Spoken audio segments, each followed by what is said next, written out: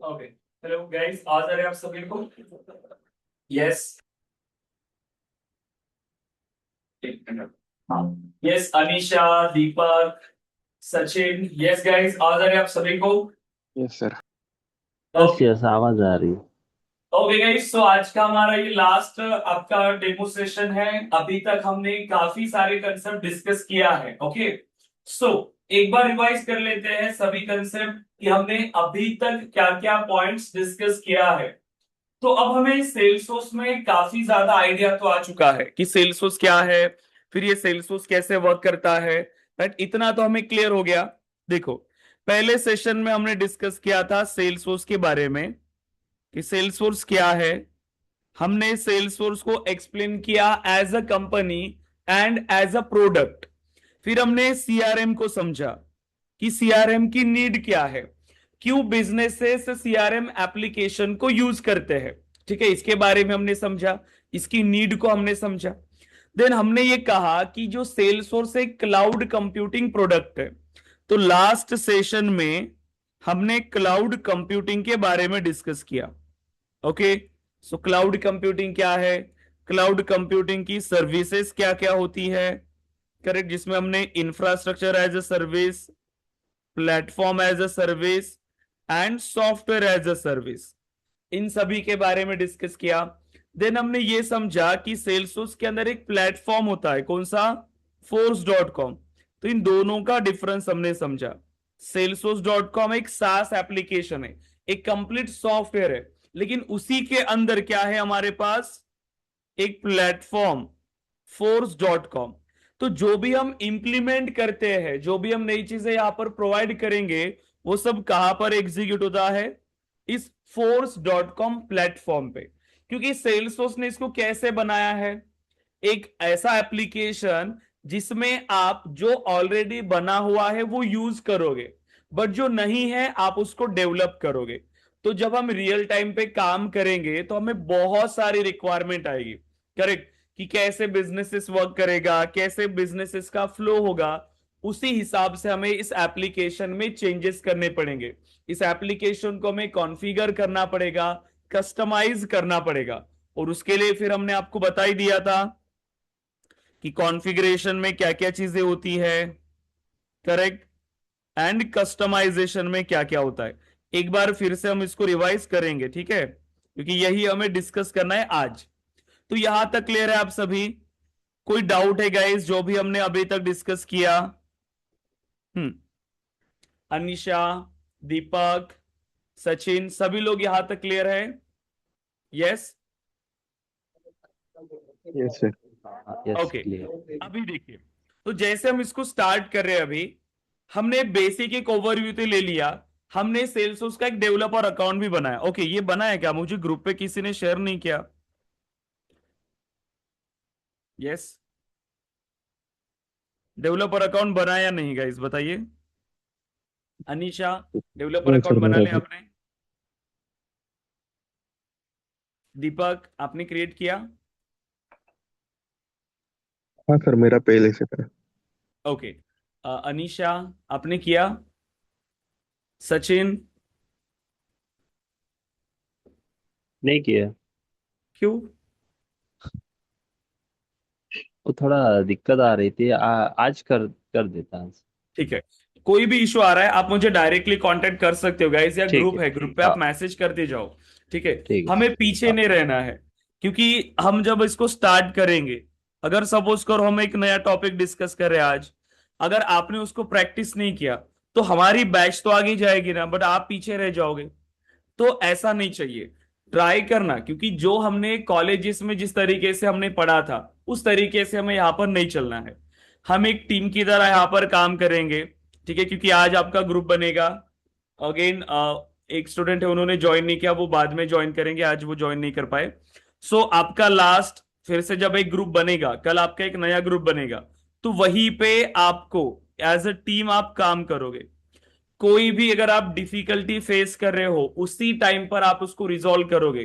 Group पे message करो, मैं अवेलेबल हूंगा तो मैं आपकी हेल्प करूंगा। ठीक है, आप मुझसे कभी भी कॉल कर सकते हो, कनेक्ट हो सकते हो। ठीक है, अब जो हमने कॉलेजेस में जैसे पढ़ा कि हमने कुछ चीजें सीखा लेकिन हमने उसको इम्प्लीमेंट नहीं किया, थेरोटिकल हमने चीजें सीखा, लेकिन जब एग्जाम आता था तब हम इसको पढ़ना स्टार्ट कर देते। बट ये पॉसिबल था क्योंकि इसमें पासिंग मार्क्स होते थे, है ना, कि आपने साल भर नहीं पढ़ा, बट आपने एग्जाम के टाइम पर अगर एक दिन दो दिन अगर आपने स्टार्ट कर लिया भी पढ़ाई, तो भी आप पासिंग मार्क्स यहां पर ले सकते हो, ठीक है। लेकिन इंडस्ट्री में जब आप इंटरव्यू दे रहे हो किसी कंपनी के लिए, उनका ऐसा है क्या पासिंग मार्क्स कि आपको ऐसे 35% आ जाने चाहिए तब आप पास हो? नहीं। यहां पर सिंपल है एक चीज, यहां पर कोई परसेंटेज वाला मैटर नहीं है, एक तो पास या तो फेल। अब यहां पर 90% जिसने आंसर करता है इंटरव्यू में वो भी फेल हो जाता है कभी कभार, राइट। मतलब ये चीजें हमें आनी ही चाहिए कि 90% तक आप इंटरव्यूज में आंसर करो, ठीक है। एक दो क्वेश्चन के आंसर नहीं कर पा रहे हो आप, ठीक है, चलेगा। बट आपको बेसिक क्वेश्चन पूछ रहे हैं फिर भी आप आंसर नहीं कर रहे हो तो आप फेल हो। आपने फिर कितना भी मेहनत किया होगा, डेली आप सेशन अटेंड कर रहे होगे, बट अगर आपको रेडी ही नहीं हो, आपने इंटरव्यू में कुछ बोला ही नहीं, तो प्रॉब्लम होगी। इसीलिए कॉलेजेस की तरह हमें यहाँ पर नहीं पढ़ना है। जो भी हमने स्टार्ट किया, अभी 2 सेशन हुए हैं हमारे, बहुत सारे इंटरव्यू क्वेश्चंस बने। तो अगर आप एक साथ अगर एक वीक का भी देखो, तो एक वीक के अंदर हम जितने टॉपिक कवर करेंगे उसी के ऊपर मैं आपका 1 आवर तक इंटरव्यू ले सकता हूं।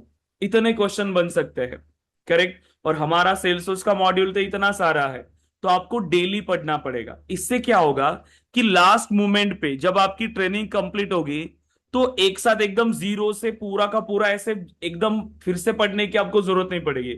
आप सिर्फ उसको रिवाइज करोगे इंटरव्यू के टाइम पर, क्योंकि ये चीजें आप पहले ही दिन से पढ़ रहे हो, पहले ही दिन से आप उसको इंप्लीमेंट कर रहे हो, पढ़ रहे हो, तो लास्ट मोमेंट पे आपको ऐसी कोई प्रॉब्लम नहीं आएगी।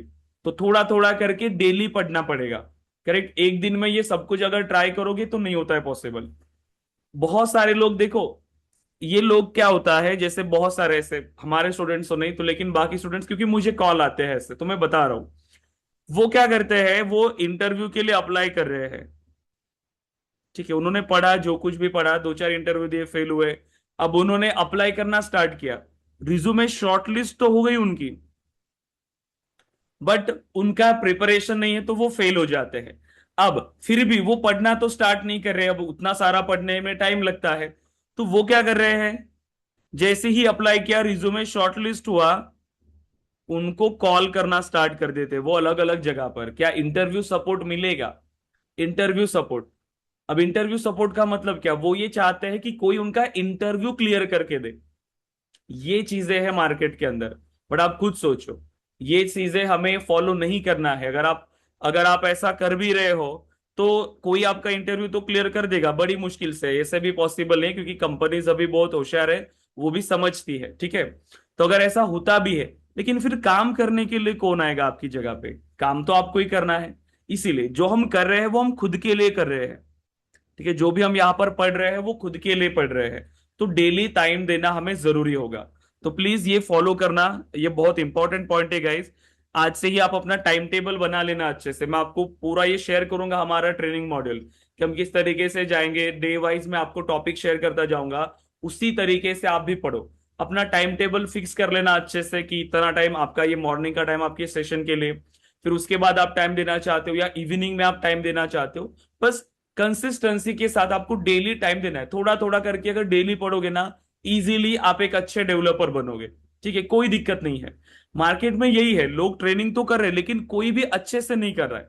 ऐसा भी नहीं है कि जो आप 100 लोग अगर अप्लाई कर रहे हैं ना इंटरव्यू के लिए, तो उनमें से सिर्फ 10% लोग प्रॉपर रेडी होते हैं उसमें, बाकी लोग तो बस अप्लाई ही कर रहे हैं।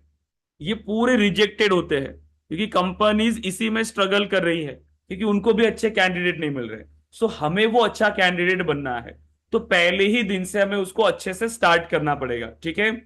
सो अब हमने यहां तक समझा कि जो भी क्वेश्चंस हमारे बने हैं वो हमें प्रॉपरली प्रैक्टिस करने हैं, उसको इंप्लीमेंट करना है।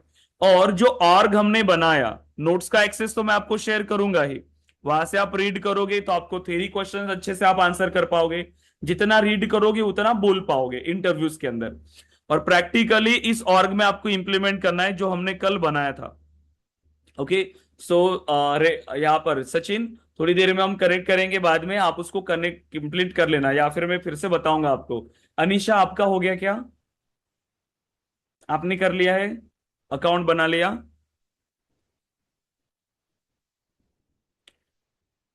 नहीं बनाया अनीशा?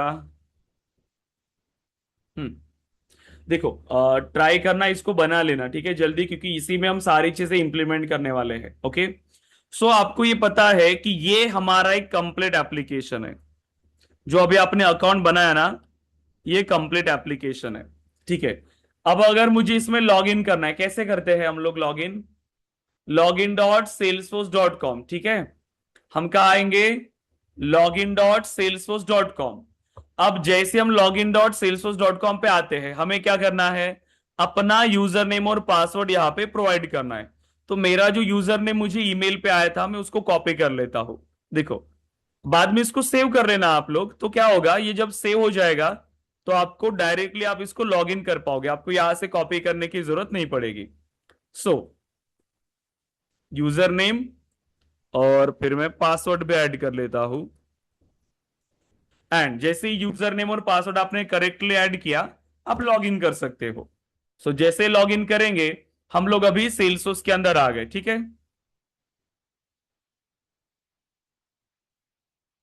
अब देखिए, सो जैसे लॉग इन करेंगे, एक पूरा का पूरा एप्लीकेशन हमारे पास रेडी है। एज अ बिजनेस ओनर हम ऐसे ही अपने एप्लीकेशन में लॉग इन करेंगे, अपने डेटा को एक्सेस करेंगे। तो ये होता है हमारा ऐप लॉन्चर। ये जो आपको 9 डॉट्स मिल रहे हैं, ये हमारा ऐप लॉन्चर है, जहां से आप अपने डेटा को एक्सेस करोगे। जैसे मुझे सेल्स का डेटा एक्सेस करना है, मैं यहां पर क्लिक कर रहा हूं, सेल्स पे क्लिक किया, मुझे सेल्स ऐप मिल रहा है, क्लिक करोगे, सेल्स ऐप ओपन होगा। सेल्स ऐप में आपको सेल्स रिलेटेड सभी डेटा यहां पर मिल रहा है। ओके, सभी डेटा। अब आपको ये क्वेश्चन आया होगा आपके माइंड में, कल आपको आता ये क्वेश्चन, अगर आप इसको इंप्लीमेंट करते तो, कि अगर हम एक डेवलपर है, बट ये जो सॉफ्टवेयर हम बना रहे हैं, ये तो ऑलरेडी बना हुआ है, ये तो ऑलरेडी बना है, फिर हम एज अ डेवलपर क्या करते हैं? तो उसका आंसर मैंने कल भी दिया था, बट फिर भी एक बार मैं बता रहा हूं, सेल्सफोर्स ने कैसे इसको बनाया। आप खुद सोचो, अगर कोई कंपनी XYZ बैंक है, अगर ये बैंक अपने लिए एक सॉफ्टवेयर बनाना चाहता है, एक सॉफ्टवेयर सिस्टम बनाना चाहता है जहां से वो अपने बिजनेस को मैनेज करे, तो उनको क्या करना पड़ेगा, एकदम जीरो से स्टार्ट करना पड़ेगा इंप्लीमेंटेशन, जीरो से। टीसीएस को बताया, तो टीसीएस को एकदम जीरो से उसका इंप्लीमेंटेशन स्टार्ट करना पड़ेगा, फर्स्ट कोड से, एकदम जीरो से, पहला पेज, एक पहले पेज से इसको स्टार्ट करना पड़ेगा। अब ऐसे कितने सारे पेजेस उनको बनाने पड़ेंगे, क्योंकि एक एप्लीकेशन में कितने सारे फीचर्स होते हैं, तो कितना ज्यादा टाइम लगेगा, आप खुद सोचो, कितना ज्यादा टाइम लगेगा उसको पूरे एप्लीकेशन को बनाने के लिए। उसके अलावा अगर जितना ज्यादा टाइम लग रहा है, उतना ज्यादा कॉस्ट भी लगेगा, जितना ज्यादा टाइम लगेगा उतना ही ज्यादा कॉस्ट लगेगा। अब ये कॉस्ट किसको पे करना पड़ेगा, ये कॉस्ट अगेन XYZ बैंक को पे करना पड़ेगा, टीसीएस को। अब अगर सपोज करो, क्या हर कंपनी के पास पैसे तो है, बट टाइम, टाइम इंपॉर्टेंट है। पैसे देने के लिए तो वो रेडी होते, लेकिन वो चाहेंगे कि मुझे जल्दी से जल्दी एक एप्लीकेशन बना के दो, ताकि मैं अपने बिजनेस को यही से मैनेज कर पाऊं, अपने सॉफ्टवेयर से। बट प्रॉब्लम यह है कि अगर जीरो से स्टार्ट करो, एकदम जीरो से, तो टाइम तो लगेगा ही, टाइम तो लगेगा। अब सेल्सफोर्स ने इसी प्रॉब्लम को समझा। सेल्सफोर्स ने क्या किया, अगर कोई सॉफ्टवेयर एकदम जीरो से स्टार्ट करते तो बहुत ज्यादा टाइम लगेगा। हमें पता है ना कि मैं एक सीआरएम एप्लीकेशन बना रहा हूं, ताकि हर बिजनेस उसको यूज करे। तो जो कॉमन नीड है, हर बिजनेस की जो कॉमन नीड है, जो हर बिजनेस को चाहिए, तो क्या मैं उसको ऑलरेडी इंप्लीमेंट करके रख दूं? तो उसने ऑलरेडी एक सॉफ्टवेयर बना लिया, तो जितनी भी कॉमन नीड थी हर बिजनेस की, उसको ऑलरेडी इंप्लीमेंट कर लिया, उसको ऑलरेडी इंप्लीमेंट कर लिया यहां पर इस सॉफ्टवेयर के अंदर। करेक्ट। अब यहां पे आप क्या कर सकते हो, अब XYZ बैंक अपने लिए अगर सॉफ्टवेयर यूज करना चाहती है, एक सीआरएम सॉफ्टवेयर यूज करना चाहती है, तो उसको बेसिक से ना बना के, एकदम जीरो से ना बना के, इस सेल्सफोर्स को यूज करें। अब सेल्सफोर्स में क्या किया हुआ है, इन्होंने जो कॉमन नीड थी ऑलरेडी इंप्लीमेंट कर दिया, ये ऑलरेडी सॉफ्टवेयर है, कॉमन नीड ऑलरेडी इंप्लीमेंट कर दिया। बट इनकी जो अगेन रिक्वायरमेंट होगी, क्योंकि हर बिजनेस प्रोसेस अलग अलग हो सकती है, इनका बिजनेस प्रोसेस अलग हो सकता है, करेक्ट, कोई बैंक है जो लोन देती है, कोई बैंक है जो लोन प्रोसेस नहीं करवाना चाहती, तो लोन का फीचर उनके पास नहीं होगा या बाद में वो इंप्लीमेंट करेंगे। तो कोई भी नई चीज है अगर आपको उसको ऐड करना है, कॉमन नीड ऑलरेडी यहां पर प्रोवाइड किया हुआ है, जो नहीं है वो आप इंप्लीमेंट कर सकते हो, जो नहीं है वो आप इंप्लीमेंट कर सकते हो। तो ये सभी काम जो कॉमन नीड है, जैसे सेल्स सभी को चाहिए, मार्केटिंग रिलेटेड सभी को यहां पर काम है, देन सपोर्ट ये कॉमन नीड है हर बिजनेस की, डेटा को यूज करना है, रिपोर्ट्स बनानी है, करेक्ट। देन अगेन और क्या चीजें होती है, ऑटोमेशन, जो कॉमन नीड थी वो ऑलरेडी यहां पर इंप्लीमेंट कर दिया, जो कॉमन नीड थी ऑलरेडी इंप्लीमेंट कर लिया। अब आपको क्या करना है एज अ डेवलपर, जो कॉमन नीड थी वो भी आपको ऑलरेडी यहां पर मिल रही है, एज अ डेवलपर इसी रिक्वायरमेंट के हिसाब से, क्लाइंट की रिक्वायरमेंट के हिसाब से, अब जो भी ये बोलेगा उनकी रिक्वायरमेंट के हिसाब से जो यहां पर ऑलरेडी इंप्लीमेंट किया हुआ है, ये जो फीचर ऑलरेडी दिए हुए हैं लेकिन ये इंप्लीमेंटेड है, एक स्क्रैच और की तरह है, ये टूल्स दिया हुआ है यहां पर इनको मैनेज करने के लिए। जैसे ये सेल्स का डेटा है, आप चाहो तो इसको डायरेक्टली यूज कर सकते हो, लीड में लीड का डेटा आएगा, लेकिन लीड में वेबसाइट से डेटा आना चाहिए, और कौन सा डेटा आना चाहिए ये आपको बताना पड़ेगा, तो ये आपको क्लाइंट बताएंगे, मतलब ये आपकी बैंक बताएगी, तो उनके हिसाब से फिर हम इसको इंप्लीमेंट करेंगे कि सेल्स को हम कैसे मैनेज कर सकते हैं, क्योंकि हर बिजनेस की अलग अलग सेल्स प्रोसेस हो सकती है। तो टूल्स ऑलरेडी है, हमें सिर्फ उसको कॉन्फ़िगर करना पड़ेगा। क्या करना पड़ेगा, इसको हमें कॉन्फ़िगर करना पड़ेगा विदाउट कोडिंग। जो टूल्स है आप सिर्फ उसको कॉन्फ़िगर करो कि जैसे वेबसाइट से डेटा आएगा लीड ऑब्जेक्ट में जाना चाहिए, ये हो गया कॉन्फ़िगरेशन पार्ट। ठीक है, कि किस तरीके से डेटा आएगा, कैसे वो डेटा विजिबल होगा, कैसे उसको ऑटोमेटेड ईमेल जाएगा विदाउट कोडिंग, ये होता है कॉन्फ़िगरेशन। अब जो फंक्शनैलिटी यहां पे नहीं है, क्योंकि क्लाइंट कैसे सोचेगा कि ऐसे डेटा आना चाहिए, फिर इस तरीके से डेटा अपडेट होना चाहिए, उसको ईमेल जाना चाहिए, करेक्ट, उसको बिल जाना चाहिए, जो भी चीजें होंगी। अब जो वहां पर नहीं है, जो टूल्स के थ्रू पॉसिबल नहीं है, फिर उसके लिए हम कोड करेंगे, उसको हम इंप्लीमेंट करके देंगे। इसीलिए यहां पर ये ऑलरेडी बना बनाया एप्लीकेशन आपको दिख रहा है, जो कॉमन नीड है वो ऑलरेडी यहां पर बनी हुई है, और जो नहीं है वो आप उसे इंप्लीमेंट करोगे क्लाइंट की रिक्वायरमेंट के हिसाब से। यही काम होता है एज अ डेवलपर हमारा। ओके, अब यहां पे देखो, जब आप इसको इंप्लीमेंट कर रहे हो, ठीक है, तो वैसे ही अब रियल टाइम पर अगर आप इसका एग्जांपल देखो, सेल्सफोर्स का ये जो सीआरएम एप्लीकेशन है ये भी ऑलरेडी बना हुआ है, जो कॉमन नीड थी ऑलरेडी है, आप चाहो तो अपने हिसाब से उसको कस्टमाइज करो। ये ऑप्शन सेल्सफोर्स ने दिया, एकदम फ्लेक्सिबल, तो हर कोई कंपनी अब इसको यूज कर सकती है इजीली। ऐसा नहीं बोल सकते कि ये रिक्वायरमेंट सेल्सफोर्स में नहीं हो रही है, ऐसा है ही नहीं। कोई भी बिजनेस प्रोसेस हो, कोई भी रिक्वायरमेंट हो, यहाँ पे डेवलप हो सकती है, करेक्ट। तो जीरो से भी स्टार्ट करने की जरूरत नहीं है, लेकिन अगर कोई नई फंक्शनैलिटी है तो वो पूरा का पूरा आप यहां पर इंप्लीमेंट कर सकते हो कोडिंग के थ्रू। मतलब कोई डिपेंडेंसी भी नहीं है कि जितना यहां पर दिया हुआ है उतना ही कर सकते हो, ऐसा भी नहीं है, कंप्लीट फ्लेक्सिबिलिटी है। इसीलिए हर कोई बिजनेस यहां पर इसको यूज कर सकता है और कम टाइम में इस एप्लीकेशन को डेवलप कर सकता है। आप खुद देखो, अगर आपको एक घर चाहिए तो घर के लिए आपके पास क्या ऑप्शन है। पहला ऑप्शन कि आप पहले लैंड परचेस करो, फिर उसके बाद आप उसमें कंस्ट्रक्शन स्टार्ट करो एकदम जीरो से, फाउंडेशन बनाना पड़ेगा, कॉन्ट्रैक्टर ढूंढना पड़ेगा, फिर वो सब कुछ लेबर्स वगैरह सारी चीजें करनी पड़ेंगी, मटेरियल्स का ध्यान रखना पड़ेगा, और जीरो से स्टार्ट करना पड़ेगा। कितना ज्यादा टाइम लग रहा है, टाइम लगेगा, और उसमें कॉस्ट भी ज्यादा जाता है। और आप ट्राई करो कि एक बना बनाया घर देखो आप, ठीक है, एक बना बनाया घर जो ऑलरेडी बना हुआ है, कोई बिल्डर सेल कर रहा है, कोई भी, अब वहां पर आप देखोगे तो आपको थोड़ा कम प्राइस में वो आपको अवेलेबल हो जाएगा।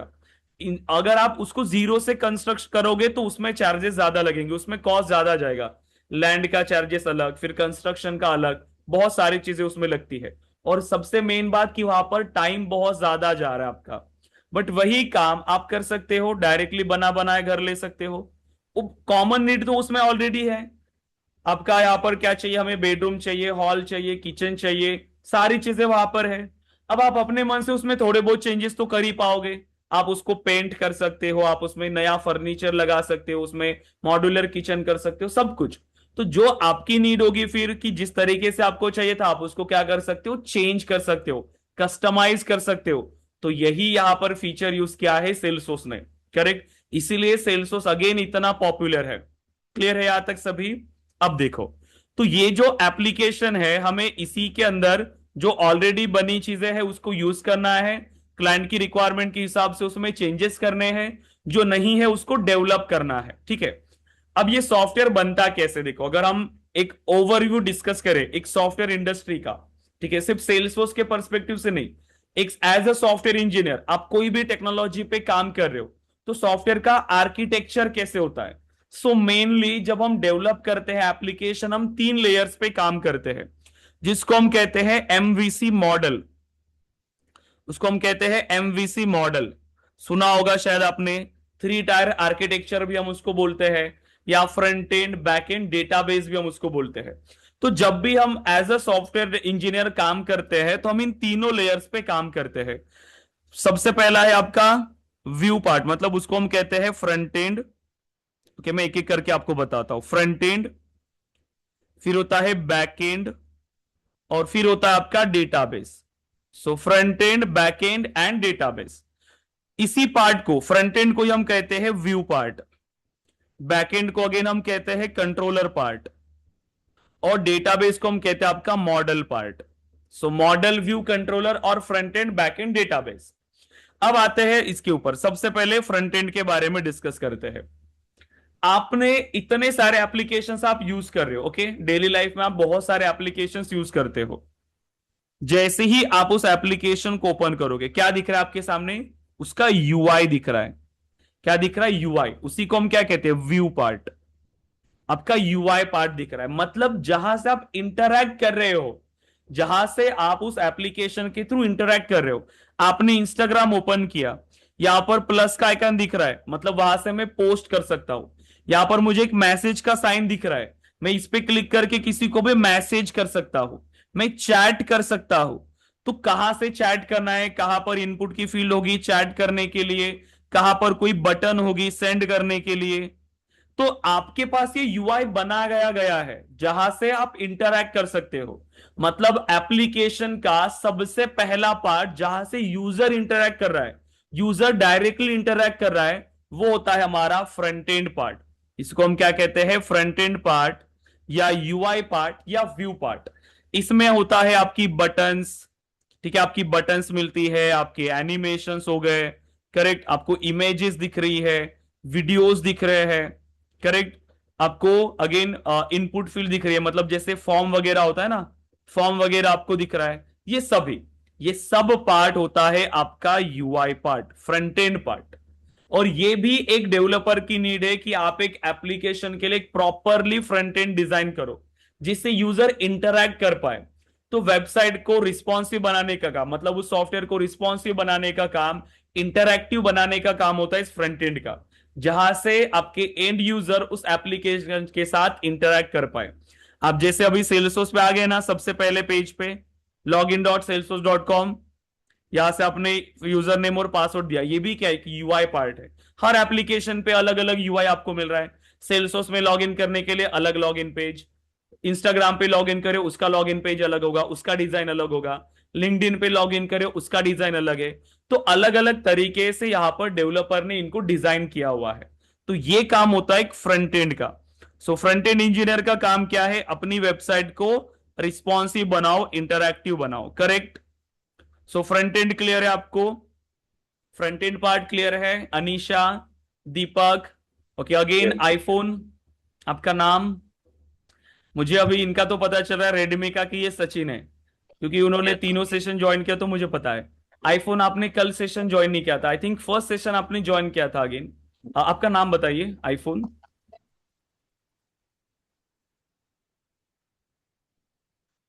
हेलो, चैट बॉक्स में बताइए माइक ऑन अगर नहीं हो रहा है तो, या फिर माइक ऑन कर सकते हो आप डायरेक्टली।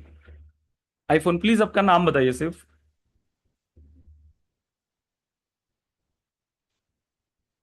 यस, माइक ऑन कर सकते हो ना आप, यहाँ पर बटन है एक माइक ऑन करने का।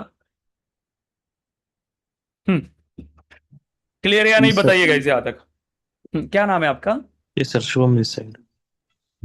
शुभम, शुभम भाव सर। मन सर, भाऊ सर?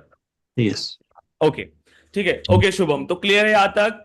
हमने फ्रंट एंड पार्ट को डिस्कस किया कि फ्रंट एंड क्या होता है। ओके, सो हर एप्लीकेशन का फ्रंट एंड पार्ट होता है जहां पर यूजर इंटरैक्ट कर सकता है उस एप्लीकेशन के साथ, उस सॉफ्टवेयर में। ओके, अब दूसरा पार्ट आता है बैक एंड। तो जब आप इस यूआई से इंटरैक्ट कर रहे हो, जब आप कोई बटन को क्लिक कर रहे हो, जब आप इस बटन को क्लिक कर रहे हो, या फिर आप कोई भी यहां पर आप इनपुट दे रहे हो, तो उसके बाद क्या परफॉर्म होगा, क्या फंक्शनैलिटी परफॉर्म होगी, तो उसके पीछे का लॉजिक कहां पे होता है। आपने बटन को क्लिक किया और आपका मैसेज किसी और को सेंड भी हो गया। कैसे? आपने इमेज पे क्लिक किया, पोस्ट पे क्लिक किया और आपकी पोस्ट हो गई, सेल्सफोर्स पे वो पोस्ट हो गई या फिर इंस्टाग्राम पे पोस्ट हो गई, बाकी सभी को वो दिख रही है। कैसे? तो ये लॉजिक कहां पे लिखा होता है कि जब आप कुछ इंटरैक्शन कर रहे हो तो वो किस तरीके से परफॉर्म होगा, उसका लॉजिक लिखा होता है आपके बैकएंड पार्ट के अंदर। कहां पे होता है? आपके बैकएंड पार्ट पे। अब ये वो पार्ट होता है आपके एप्लीकेशन का जो आपको विजिबल नहीं होता as a user, as a end user, ये आपको विजिबल नहीं है। जैसे अगर आपने अभी सेल्सफोर्स पे लॉगिन किया, मैंने लॉगिन बटन को क्लिक करके मैं इस पेज पे आया, बट मैं कैसे आया मुझे ये पता है क्या? अगर मैं गलत लिखता तो मैं शायद इस पेज पे नहीं आता। बट वो बैकएंड में कैसे चेक हो रहा है, कैसे उसने यूजर नेम और पासवर्ड चेक किया, मैं ये लॉजिक नहीं देख पा रहा हूं, क्योंकि एज अ एंड यूजर मैं इसके साथ इंटरैक्ट नहीं कर सकता हूं। मैं सिर्फ फ्रंट एंड को यूज कर रहा हूं। करेक्ट? सो बैकएंड अपने एप्लीकेशन का वो पार्ट होता है जहां से यूजर डायरेक्टली इंटरैक्ट नहीं कर सकता, बट बैकएंड में ये सारी चीजें एग्जीक्यूट होती है, ये कोड एग्जीक्यूट होता है।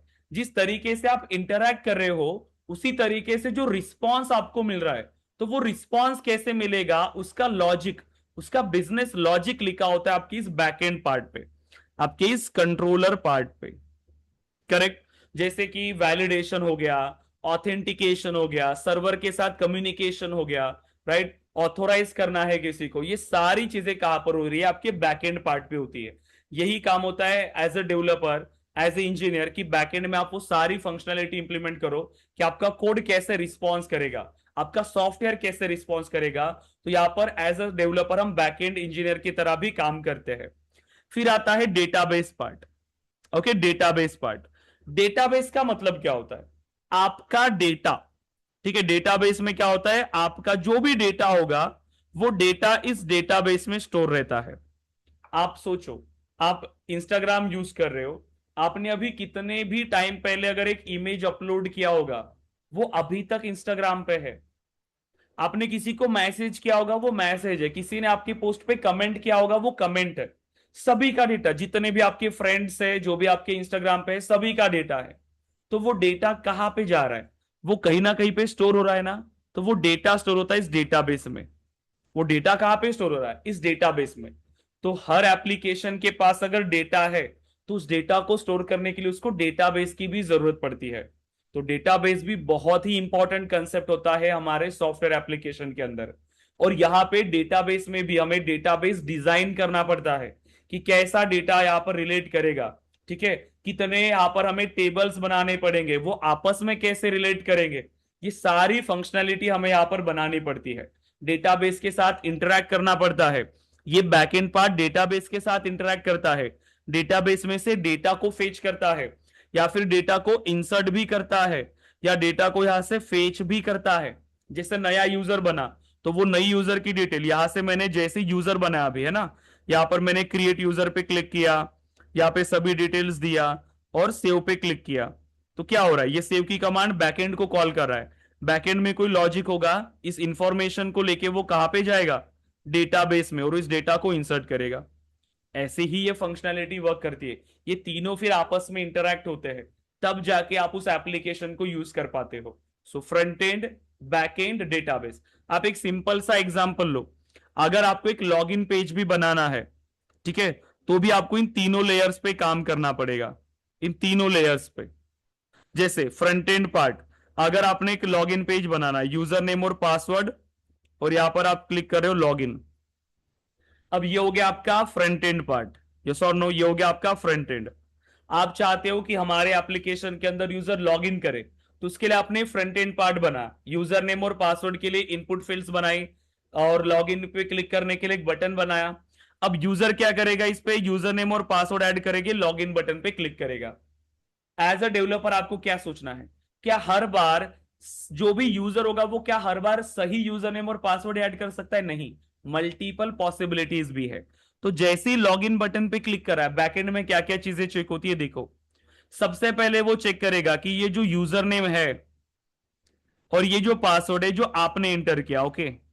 अब वो पहले चेक करेगा ना कि ये यूजर नेम इसके पास है या नहीं, तो वो इसी यूजर नेम से डेटाबेस में क्वेरी करेगा, डेटाबेस में क्वेरी करेगा। अब यूजर का ऑब्जेक्ट इसमें होगा, मतलब यूजर का डेटा होगा, उसमें से सिर्फ उसी यूजर नेम को ये फेच कर रहा है और उसी यूजर नेम को और उसके पासवर्ड को फेच कर रहा है। तो डेटाबेस से फेच किया, अब यूजर नेम ये डेटाबेस में से लिया। अब अगर डेटाबेस में वो यूजर नेम प्रेजेंट है तो कोई प्रॉब्लम नहीं, बट अगर आपने ऐसा यूजर नेम इंसर्ट किया abc@123 और ऐसा यूजर नेम डेटाबेस में है ही नहीं, तो वो आपको क्या देगा, गलत एक दूसरा एरर देगा कि user name does not found, user name does not exist, ऐसा एरर मैसेज आपको देगा। करेक्ट है, क्योंकि आप कैसे इंटरेक्ट कर रहे हो उसी हिसाब से। ये एक पॉसिबिलिटी हो सकती है। या फिर अगर आपने सही यूजर नेम दिया लेकिन जो पासवर्ड डेटाबेस में है उस यूजर नेम के लिए और जो पासवर्ड आपने एंटर किया ये मिसमैच हो रहे हैं, फिर से लॉग इन एरर, तो डिफरेंट एरर की पासवर्ड इज इनकरेक्ट अगेन। और अगर ये दोनों मैच होते हैं तभी जाके आपको यहां पर लॉग इन करने का ऑप्शन आएगा और आप दूसरे पेज पे रिडायरेक्ट होंगे और आपको यहां पर दूसरा पेज शो होने लगेगा। तो देखो कैसे ये फंक्शनलिटीज वर्क करती है, front end part, back and part, database part, ये सारी चीजें आपस में वर्क करती है। तो एज अ सॉफ्टवेयर इंजीनियर हमें इन तीनों लेयर्स पे काम करना है, front end, back and and database. आपको पता है क्या क्या क्या टेक्नोलॉजीज यूज होती है फ्रंट एंड में, पता है आपको? ये तो क्लियर हुआ फ्रंट एंड क्या होता है, बैक एंड क्या होता है, डेटाबेस क्या होता है, ये तो क्लियर हो गया आपको। अब आप मुझे बता सकते हो क्या फ्रंट एंड को डिफाइन करने के लिए, फ्रंट एंड को डेवलप करने के लिए क्या क्या टेक्नोलॉजीज या प्रोग्रामिंग लैंग्वेजेस का यूज होता है, पता है किसी को? HTML, CSS, JavaScript। Correct, correct, HTML, CSS, JavaScript, ये सब आपका फ्रंट एंड के लिए यूज होता है, राइट? सो देखो HTML, CSS, JavaScript, okay. Backend में, बैकएंड में क्या यूज होता है? जावा। प्रोग्रामिंग लैंग्वेज, जैसे कि जावा यूज कर रहे हो या पाइथन यूज कर रहे हो, इनके फ्रेमवर्क्स होते हैं अगेन, इनके फ्रेमवर्क्स आपको समझने पड़ते हैं। डेटाबेस पता है, माई एसक्यूएल या SQL Oracle, my SQL server, और इसके साथ इंटरेक्ट करने के लिए क्वेरी लैंग्वेज यूज होती है जैसे एसक्यूएल, स्ट्रक्चर्ड क्वेरी लैंग्वेज। अब आपको पता है क्या, ऐसे भी थे कि स्टार्टिंग के टाइम पर ऐसे डेवलपर्स होते थे जिसको फ्रंट एंड का नॉलेज है, जो पूरा सिर्फ फ्रंट एंड पे काम करेगा, उसको बोलते थे front end developer, right? Front end developer, वो सिर्फ फ्रंट एंड पे काम करता था, HTML, CSS, जावास्क्रिप्ट। पहले अगर ये तीन भी सीखा ना तो भी जॉब मिल जाता था आपको, ठीक है, इन तीनों को सीख के भी जॉब मिल जाता था। फिर उसके बाद नए फ्रेमवर्क्स आए, रिएक्ट, एंगुलर, ये सब UI के लिए ही है, ठीक है, व्यू पार्ट के लिए। HTML, CSS, जावास्क्रिप्ट तो सीखना ही है, वो बेसिक चीजें हैं। फिर जावा के लिए अगर आप जा रहे हो तो यहां पर आपके पास फ्रेमवर्क होता है जैसे स्प्रिंग बूट, पाइथन में जैसे जैंगो वगैरह एक फ्रेमवर्क होता है, और ये आपका डेटाबेस। सो कोई ऐसे लोग थे जो सिर्फ बैकएंड पे काम कर रहे हैं, सिर्फ बैकएंड पे, तो वो फ्रंट एंड पे काम नहीं करेंगे, सिर्फ बैकएंड पे, तो उनको हम कहते थे बैकएंड डेवलपर या बैकएंड इंजीनियर, ओके।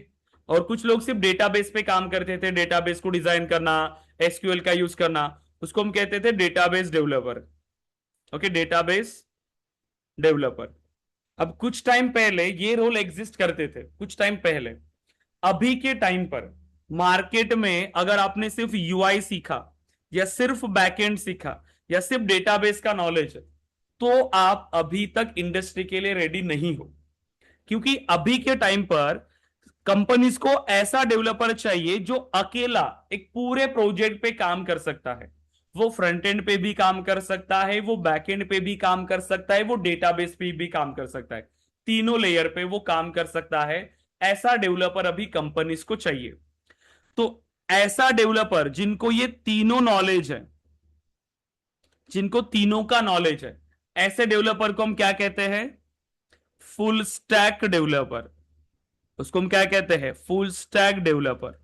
तो फुल स्टैक डेवलपर एक ऐसा डेवलपर होता है जो तीनों लेयर्स पे काम कर रहा है, फ्रंट एंड पे भी, बैक एंड पे और डेटाबेस पे। तो इसीलिए अभी आप देखो कि अगर आप सिर्फ जावा सीखने के लिए जा रहे हो तो आपका लर्निंग जर्नी बहुत बड़ा होता है, बहुत सारी चीजें सीखना पड़ेगा। फ्रंट एंड सीखना पड़ेगा, बैक एंड सीखना पड़ेगा, डेटाबेस सीखना पड़ेगा, ठीक है, उसमें भी बहुत सारे फ्रेमवर्क सीखने पड़ेंगे और बहुत सारी चीजें, क्योंकि वहां पे जो एप्लीकेशन बनेंगे वो जीरो से बनेंगे, एकदम जीरो से बनेंगे। जावा से या आप अगर पाइथन सीख रहे हो वहां पे एकदम जीरो से एप्लीकेशन बनेंगे, तो बहुत सारी चीजें उसमें इंप्लीमेंट करने पड़ेंगे। बट आपके पास अभी ये एडवांटेज मिल रहा है कि आपने सेल्सफोर्स को सिलेक्ट किया है, और यहां पे भी आप as a Salesforce developer, as a full stack Salesforce developer ही काम करोगे, क्योंकि यहां पर जो कंसेप्ट है, आप टेक्नोलॉजी कोई भी सिलेक्ट करो, कंसेप्ट चेंज नहीं होता है। जो आपका फाउंडेशन है, जो कंसेप्ट है सॉफ्टवेयर इंजीनियरिंग का, वो सेम ही होगा, क्योंकि आप एक सॉफ्टवेयर इंजीनियर ही बन रहे हो। तो यहां पे देखो, सेल्सफोर्स के अंदर भी आप इन तीनों लेयर्स पे ही काम कर रहे हो, तीनों लेयर्स पे ही। बट यहां पर आपको सीखना बिल्कुल सिंपल होता है। देखो, हमने कहा कि सेल्सफोर्स में आप दो तरीके से काम कर सकते हो। पहला कॉन्फ़िगरेशन, राइट? सो पहला है कॉन्फ़िगरेशन। सो कॉन्फ़िगरेशन के थ्रू भी, ओके, और एक चीज जो मैं आपको बताना भूल गया, आप जब जावा पे या पाइथन पे काम करते हो तो ये तीनों डिफरेंट लेयर होती है। इन तीनों को फिर आपको कनेक्ट भी करना पड़ता है, तीनों को कनेक्ट करना पड़ेगा आपको, तीनों को कनेक्ट करना पड़ेगा, तीनों को आपस में कनेक्ट करके यूज करना पड़ेगा। डेटाबेस कनेक्टिविटी आ गया उसमें, बैकएंड कनेक्टिविटी आ गया, बहुत कुछ, सारी चीजें आपको करना पड़ता है, इसीलिए थोड़ा सा कॉम्प्लेक्स जाता है जब आप इसको स्टार्ट करते हो तो। बट सेल्सफोर्स तो ऑलरेडी एक बना बनाया एप्लीकेशन है, इसी के अंदर ऑलरेडी डेटाबेस है, इसी के अंदर सब कुछ इंप्लीमेंटेड है, यूआई भी वहीं पे है, बस डेवलप करो, यूज करो, सिंपल। इसीलिए सिंपल होता है काम करने के लिए। तो कॉन्फ़िगरेशन की अगर हम बात करें, मतलब बिना कोडिंग के फ्रंट एंड भी, बैक एंड भी और डेटाबेस भी आप डिजाइन कर रहे हो। देखो, व्यू पार्ट के लिए बिना कोडिंग के आपके पास ऑप्शन होता है यूआई कस्टमाइजेशन, ठीक है, यूआई कस्टमाइजेशन, जहां पर आप देखो पेजेस आप बना सकते हो, आप बटन्स बना सकते हो, आप बटन्स बना सकते हो, आप इसको कंप्लीट कस्टमाइज कर सकते हो, फील्ड्स को आप ऑर्गेनाइज कर सकते हो, राइट? कंप्लीट लेआउट आप चेंज कर सकते हो, पेज लेआउट का ऑप्शन होता है, कंप्लीट लेआउट को चेंज कर सकते हो बिना कोडिंग के, कुछ भी कोडिंग नहीं है। एक टूल भी होता है ऐप बिल्डर, बिना कोडिंग के, ठीक है, उसको कस्टमाइज आप कर पाओगे, यूआई कस्टमाइज हो गया बिना कोडिंग के। जितना हो सकता है उतना आप यहां से कर पाओगे। फिर आते हैं बैकएंड पार्ट में। बैकएंड में भी जैसे कि मुझे ऑटोमेशन फायर करना है या डेटा को वैलिडेट करना है, कि अगर कोई रिकॉर्ड मेरे पास इंसर्ट हुआ, मुझे इसको वैलिडेट करना है कि ये कैसे वर्क करेगा, मुझे इस रिकॉर्ड को इंसर्ट होने देना है या नहीं, उसके लिए मुझे वैलिडेट करना है। सो वैलिडेशन रूल विदाउट कोडिंग, ठीक है, कोडिंग नहीं, सिर्फ टूल्स है, ऑटोमेशन टूल्स। बिना कोडिंग के आप ऑटोमेशन फायर कर सकते हो, बिना कोडिंग के आप ईमेल शेयर कर सकते हो, ठीक है, डेटा आप उन ईमेल्स को शेड्यूल करके रख सकते हो कि आज किसी ने प्रोडक्ट बाय किया, नेक्स्ट डे उसको फीडबैक का ईमेल जाना चाहिए। आज किसी ने मेरे पास वर्कशॉप ज्वाइन किया, नेक्स्ट डे उसको ईमेल का, वर्कशॉप का, ये फीडबैक का मेल जाना चाहिए, तुरंत जाना चाहिए, 1 आवर के बाद। ज्वाइनिंग के लिए टाइम उसके पास ईमेल जाना चाहिए। जैसे सिंपली लर्न पे हमने काम किया था, वहां पर हमने ये सारी चीजें इंप्लीमेंट किया था। तो ये सब बिना कोडिंग के, ठीक है। फिर डेटाबेस, यहां पर आप डेटा मॉडलिंग बनाते हो, डेटा मॉडलिंग बिना कोडिंग के, सिर्फ ऑब्जेक्ट बनाओ, सिर्फ यूआई पार्ट से ही ऑब्जेक्ट बनाओगे, बटन्स को क्लिक करके, जैसे टूल होता ना, बिल्कुल वैसा ही ऑब्जेक्ट पे आओगे, यहां से एक नया ऑब्जेक्ट बनाओगे, तो जैसे लीड वगैरह का है, सिंपल यूआई से ही। तो ऐसे नहीं कि कमांड देना है क्रिएट टेबल और वहां से टेबल बनाना है, नो, सिंपल सिर्फ यूआई से ही फील्ड बनाओगे, ऑब्जेक्ट बनाओगे, फील्ड बनाओगे, रिकॉर्ड बनाओगे, बिना कोडिंग के। मतलब पूरा ये का डेटा आप सेटअप कर सकते हो इजीली बिना कोडिंग के।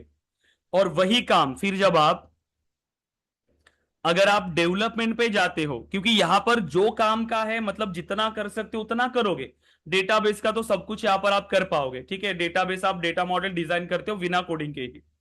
फिर जब आप फंक्शनैलिटी इंप्लीमेंट करते हो, जो कि कोई अगर पॉसिबल नहीं है आपके कॉन्फ़िगरेशन में, तो उसके लिए आपको कस्टम कोड करना पड़ेगा, कोडिंग करना पड़ेगा, और वो भी बहुत इजी है। तो अगर मुझे कोई एक नया कंपोनेंट चाहिए, एक नई फंक्शनैलिटी यूआई में, अच्छा यूआई मुझे डिजाइन करना है, जो कि मेरा कॉन्फ़िगरेशन से पॉसिबल नहीं है, मैं कर सकता हूं, एकदम जीरो से उसको इंप्लीमेंट कर सकता हूं। तो उसके लिए भी मुझे HTML, CSS और जावास्क्रिप्ट इसका बेसिक नॉलेज चाहिए। और उस यूआई को डेवलप करने के लिए मेरे पास एक यूआई डेवलपमेंट फ्रेमवर्क होते हैं, Aura component and lightning web component. ये लाइटनिंग फ्रेमवर्क है यूआई को डेवलप करने के लिए, इतना आपको सीखना होगा। फिर अगर आप आते हो बैकएंड में, तो ऐसा नहीं कि बैकएंड में आपको कोई अगेन कोई फ्रेमवर्क वगैरह सीखना है, नहीं, सिर्फ एक प्रोग्रामिंग लैंग्वेज सीखो, अपेक्स, बस एक अपेक्स प्रोग्रामिंग लैंग्वेज, और इसी का यूज करके पूरा का पूरा डेवलपमेंट आप करोगे सेल्सफोर्स के अंदर, और ये बहुत इजी है, बहुत इजी। तो बस एक प्रोग्रामिंग लैंग्वेज आपको सीखना है, अपेक्स। फिर आप अपेक्स के थ्रू ट्रिगर बनाते हो, असिंक्रोनस अपेक्स, आप एपीआईज को कॉल करते हो, सब कुछ जितना भी कोड करोगे अपेक्स में, बहुत इजी है। और अब डेटा मॉडल तो आपने बना लिया ऑलरेडी, मॉडल बनाना ही नहीं है आपको, सिर्फ डेटाबेस के साथ इंटरैक्ट करना है आपको सिर्फ, क्योंकि सेल्सफोर्स इंटरनली ये ओरेकल डेटाबेस यूज कर रहा है। आप डायरेक्टली सिर्फ इंटरैक्ट कर सकते हो कोडिंग में, क्योंकि डेटा मॉडलिंग आप यूआई से ही बनाते हो, कोडिंग के थ्रू नहीं। आपको टेबल बनाने हैं, रिलेशनशिप बनानी है, सब कुछ आपको यूआई से ही करना है बिना कोडिंग के। लेकिन जब आप कोडिंग के थ्रू आप डेटा को एक्सेस करना चाहते हो या डेटाबेस के साथ आप इंटरैक्ट करना चाहते हो, तो क्वेरी लैंग्वेज चाहिए होती है हमें। तो यहां पर क्वेरी लैंग्वेज होती है SOQL and SOSL, Salesforce object query language and Salesforce object search language. बस इतना सा आपको सीखना है गाइस, और आप एक फुल स्टैक सेल्सफोर्स डेवलपर है। अगर इतना आपने अच्छे से सीखा है तो बस, और अच्छे से बस हमें इसमें काम करना है प्रॉपर। क्लियर है यहां तक? कितना इजी है बताओ, अनीशा, दीपक, ओके, सचिन। सो प्रैक्टिस करो अच्छे से जो भी हम क्लास के अंदर डिस्कस करें, और आप एक फुल स्टैक सेल्सफोर्स डेवलपर बन जाओगे। और जितना हम बेसिक से स्टार्ट करेंगे, ये मेरी गारंटी है गाइस, कि आप इंटरव्यू में तो फेल नहीं होगे, 2 साल तक की इंटरव्यूज आप इजीली क्लियर कर पाओगे। आपको वो कॉन्फिडेंस आएगा धीरे धीरे जैसे हम आगे जाएंगे, क्योंकि जिस लेवल से, क्योंकि मैं ये गारंटी दे सकता हूं, क्योंकि हमारा एम ही वही है, हम कम फीस में ट्रेनिंग प्रोवाइड करते हो, प्लस जो कंटेंट आपको 50,000 की फीस में भी नहीं मिल रहा है, वो हम 20,000 की फीस में देंगे, ये हमारा प्रॉमिस है, ठीक है। और हमारी ट्रेनिंग ज्वाइन करने के बाद कोई भी आपको एक्स्ट्रा कोर्स करने की जरूरत नहीं है। मेरे पास तो स्टूडेंट आते हैं इंटीग्रेशन कोर्स को ज्वाइन करने के लिए, स्टूडेंट्स आते हैं LWC के लिए ऑलरेडी ट्रेनिंग होने के बाद भी, डेवलपमेंट के लिए भी आती है, क्योंकि उनको अपेक्स का भी इतना नॉलेज नहीं होता, तो डेवलपमेंट पार्ट के लिए भी आते हैं। बट आपको ऐसी कभी जरूरत नहीं पड़ेगी, उतना आप यहीं पे स्ट्रांग होगे, और जितनी बार चाहो उतनी बार आप बैचेस को आप फिर से स्टार्ट कर सकते हो। तो अनलिमिटेड बैचेस का एक्सेस तो आपके पास है ही। तो इतना सिंपल है देखो सेल्सफोर्स में इसको क्रिएट करना। सो क्लियर है क्या यहां तक, कैसे हम एक सेल्सफोर्स में एप्लीकेशन बना सकते हैं? और सबसे इंपॉर्टेंट बात कि कोई भी कनेक्टिविटी नहीं, क्योंकि ये सब कुछ आपस में ऑलरेडी कनेक्टेड है, front end back and database देखो, क्योंकि ये ऑलरेडी एक बना बनाया एप्लीकेशन है। करेक्ट, जैसे अभी लीड ऑब्जेक्ट मेरे पास है, मैं लिस्ट व्यू पे क्लिक कर रहा हूं, तो मुझे लीड का कुछ डमी डेटा भी आपके पास सेल्सफोर्स ने दिया है, वो डमी डेटा भी आप यहां पे यूज कर सकते हो। देखो, तो जैसे मैं ऑल ओपन लीड्स पे क्लिक करूंगा, तो देखो मुझे सभी लीड का डेटा यहां पर मिल रहा है। मुझे डेटा को डिलीट करना है, मैं यहां से डिलीट कर सकता हूं, मैं उसको एडिट कर सकता हूं, सब कुछ यूआई से। एक कंप्लीट सॉफ्टवेयर आप इसको बना के दे रहे हो आपके क्लाइंट्स के लिए, आपके बिजनेस ओनर्स के लिए, ठीक है। अब हमें ऐसे ही ऑब्जेक्ट्स बनाने, क्योंकि हम जो यहां पर अभी प्रोजेक्ट्स बना रहे हैं, ठीक है, हम जो प्रोजेक्ट यहां पर बना रहे हैं वो एक एडटेक प्लेटफॉर्म के लिए हम प्रोजेक्ट बना रहे हैं। तो हम यहां पर अभी स्टार्ट करेंगे अपना लर्निंग जर्नी, ठीक है। तो यहां से अब हमारा प्रैक्टिकल इंप्लीमेंटेशन स्टार्ट होगा। सो हम यहां पर बना रहे हैं एक एजुकेशनल प्रोडक्ट एडटेक के लिए, हम इस सेल्सफोर्स एप्लीकेशन को बना रहे हैं, ठीक है। एग्जाम्पल के लिए जैसे कोई भी सिंपली लर्न हो गया, या अभी के टाइम पर जो भी बड़े बड़े यहाँ पर एजुकेशनल ब्रांड्स है, उन सभी के लिए, तो मतलब वो क्या चाहेंगे कि उनका सभी डेटा, उनका कंप्लीट बिजनेस प्रोसेस इसी प्लेटफॉर्म से रन होगा। तो सबसे पहला स्टेप होता है कि हमें उसका डेटा मॉडल डिजाइन करना पड़ता है, डेटा मॉडल, ठीक है, हमें उसका डेटा मॉडल डिजाइन करना पड़ता है। अब क्वेश्चन आता है कि ये डेटा मॉडल होता क्या है, कि ये डेटा मॉडल क्या है। सो देखो, हमारे पास जो हमने कहा कि हमारे पास एक डेटाबेस होता है जहां पर हम कंप्लीट डेटा को स्टोर करते हैं। तो क्या क्या डेटा स्टोर होगा, वो डेटा आपस में कैसे रिलेट होगा, वो सभी का प्लानिंग होता है आपका डेटा मॉडलिंग। हम एक मॉडल डिजाइन करना होता है डेटा का, तो अगर ये भी आपके लिए नया है कि डेटाबेस वगैरह क्या है, तो और बेसिक से स्टार्ट करते। देखो, आप मुझे बताओ डेटा क्या होता है, ये पता है आपको? डेटा, डेटा के बारे में पता होगा। What is data? What is data? Data क्या है? डेटा मतलब क्या होता है? एनी इंफॉर्मेशन, यस और no? Any information. So any information आपका डेटा है, कोई भी इंफॉर्मेशन। जैसे कि स्टूडेंट का रोल नंबर डेटा है, यस और नो? स्टूडेंट के मार्क्स डेटा है, राइट? ये सब मेरे लिए डेटा है।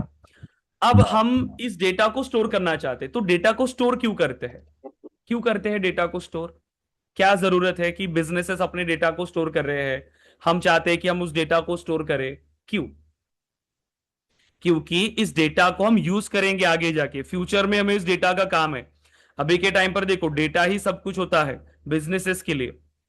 सो इस डेटा को यूज करके हम फ्यूचर में कुछ एनालिसिस कर सकते हैं। डेटा का यूज हम कर सकते हैं, प्रेडिक्शंस के लिए यूज कर सकते हैं, एनालिसिस के लिए यूज कर सकते हैं। इसीलिए डेटा इतना जरूरी है और हमें उस डेटा को स्टोर करना है। तो डेटा को स्टोर कहां पे करते हैं? तो डेटा को हम स्टोर करते हैं डेटाबेस के अंदर। ओके, इससे पहले भी ऑप्शन थे, डेटाबेस से पहले भी डेटा स्टोर होता था। पहले स्टोर होता था डेटा फाइल सिस्टम के अंदर, फिर डेटा स्टोर होना कंप्यूटर सिस्टम के अंदर, और अभी अगर हमारे पास आया है डेटाबेस सिस्टम। क्योंकि नई नई चीजें आ रही है, एडवांस चीजें हो रही है, क्योंकि फाइल सिस्टम में डेटा सिक्योर नहीं था, कंप्यूटर सिस्टम में डेटा प्रॉपरली एक्सेस नहीं कर सकते थे, उसको मैनेज करना मुश्किल था। तो डेटा को इजीली मैनेज कर पाए, उसको ऑर्गेनाइज कर पाए, इसीलिए यहां पर कंसेप्ट आया डेटाबेस का। सो डेटाबेस क्या होता है? कलेक्शन ऑफ डेटा, इस डेटा को स्टोर करना। सो कलेक्शन ऑफ, इसको हम बोल देंगे organised collection of. So organised collection of data, इसको हम क्या बोल सकते हैं? Organised collection of data. तो हमारे डेटा को हम ऑर्गेनाइज्ड वे में स्टोर कर रहे हैं, ठीक है, डेटाबेस के अंदर। अब डेटाबेस में जो डेटा ऑर्गेनाइज्ड हो रहा है वो टेबल्स के फॉर्म में होता है। टेबल्स के फॉर्म में, एक टेबल, देन उसके बाद मल्टीपल टेबल्स, ऐसे। तो इसीलिए हम यहां पर डेटाबेस को अगेन कहते हैं collection of tables. Collection of tables. अब मतलब क्या कि देखो, मतलब ये अगर एक डेटाबेस हो गया, अगर ये एक डेटाबेस है, एग्जांपल के लिए कॉलेज डेटाबेस, अगर ये एक कॉलेज डेटाबेस है, तो ये डेटाबेस बना कैसे? मल्टीपल टेबल्स का कलेक्शन, जैसे कि student table, teacher table, courses का टेबल, लाइब्रेरी का टेबल, स्टाफ का टेबल, ब्रांचेस का टेबल, ऐसे बहुत सारे टेबल्स, और वो सभी टेबल्स आपस में कनेक्टेड है, और उन्हीं को मिला के हमारा बन रहा है एक डेटाबेस। तो इसीलिए हम डेटाबेस को क्या कह रहे हैं? Collection of tables. क्लियर है यहां तक? क्लियर है क्या गाइज? तो अब मुझे बताओ, अब ये टेबल क्या है? ओके, अब ये टेबल क्या है? देखो, और बेसिक्स है, जैसे हमने कहा कि स्टूडेंट एक टेबल मेरे पास हो सकता है, तो ये बनता कैसे है? जैसे स्टूडेंट टेबल, तो स्टूडेंट टेबल कैसे बनेगा? सिंपल, टेबल बनता है आपके रोज एंड कॉलम से। करेक्ट है? टेबल बनता है आपके रोज एंड कॉलम से। एग्जाम्पल के लिए यहां पर आपको बना के बताता हूं प्रॉपर।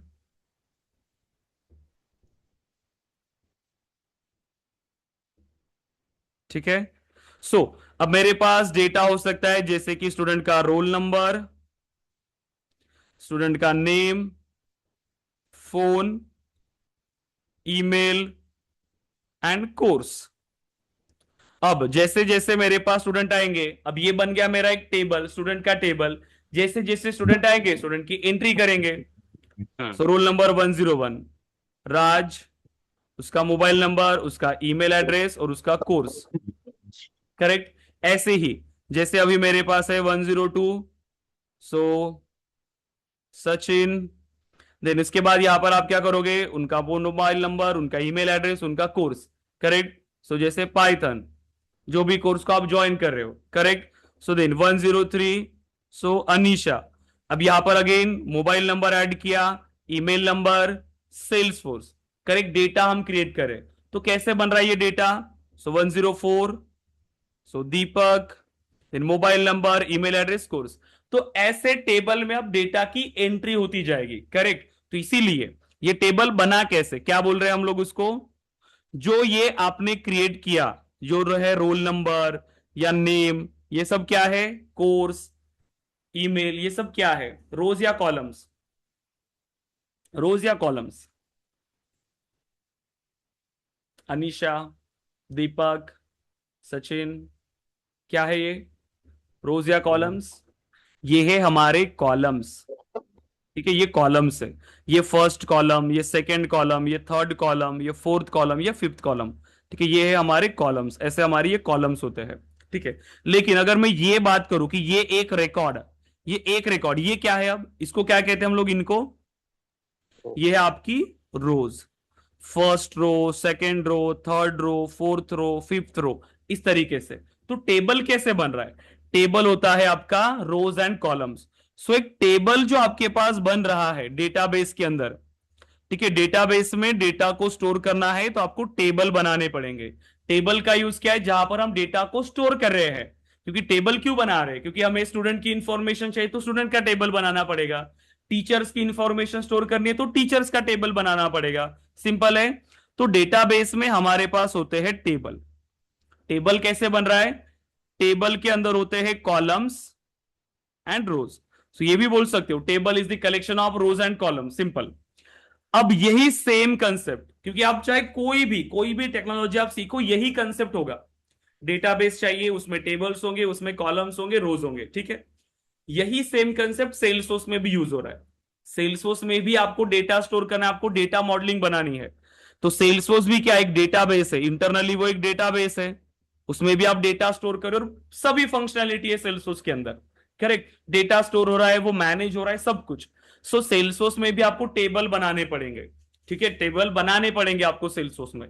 लेकिन सेल्सफोर्स में यहां पर टर्मिनोलॉजीज डिफरेंट है, सेल्सफोर्स में हम यहां पर टर्म्स अलग यूज करते हैं, जैसे कि टेबल के लिए हम सेल्सफोर्स को बोलेंगे ऑब्जेक्ट, सेल्सफोर्स में हम टेबल को क्या बोल रहे हैं, ऑब्जेक्ट बोलेंगे, क्लियर है। ऑब्जेक्ट मींस आपके डेटाबेस टेबल्स ही होते हैं, तो सेल्सफोर्स में हम बोलेंगे ऑब्जेक्ट। जो कॉलम्स होते हैं उन कॉलम्स को हम कहते हैं फील्ड्स, सेल्सफोर्स में हम कॉलम्स को फील्ड्स कहते हैं। जो रोज है उन रोज को हम कहते हैं रिकॉर्ड्स। सो टेबल मतलब कॉलम, कॉलम्स, टेबल मतलब आपका ऑब्जेक्ट, कॉलम आपकी फील्ड्स, और रोज मतलब आपके रिकॉर्ड। सो सेल्सफोर्स में बस ये टर्म्स यूज होती है। अगर यही मतलब अगर मैं सेल्सफोर्स पे बात करूं तो क्या बनाओगे, स्टूडेंट टेबल या स्टूडेंट ऑब्जेक्ट। इंटरनली तो वो टेबल ही बन रहा है, बट आप उसको सिर्फ ऑब्जेक्ट बोलोगे, स्टूडेंट ऑब्जेक्ट। कॉलम्स को क्या कहेंगे, ये roll number, name, phone, email, course, ये सब क्या है फिर हमारी, ये हमारी फील्ड्स है। और ये जो है फर्स्ट रो, सेकंड रो, इसको क्या बोलेंगे, ये रिकॉर्ड्स है, एक record, then second record, third record, इतना सिंपल है कंसेप्ट। तो कंसेप्ट कभी चेंज नहीं होगा, बस फंडामेंटल्स क्लियर होने चाहिए। अब आप मुझे बताओ लीड क्या हुआ मेरे पास, लीड में मेरा डेटा स्टोर हो रहा है, तो लीड को क्या कहेंगे, लीड हो गया या अकाउंट या कॉन्टेक्ट, क्या है ये मेरे लिए, ऑब्जेक्ट। ऑब्जेक्ट। तो सेल्सफोर्स में ये मेरे ऑब्जेक्ट्स है, ठीक है, अनीशा, दीपक, सचिन, ध्यान दो। उसके बाद ये जो name, company, state, email, lead status, ये सब क्या है, ये सब क्या हुए, fields.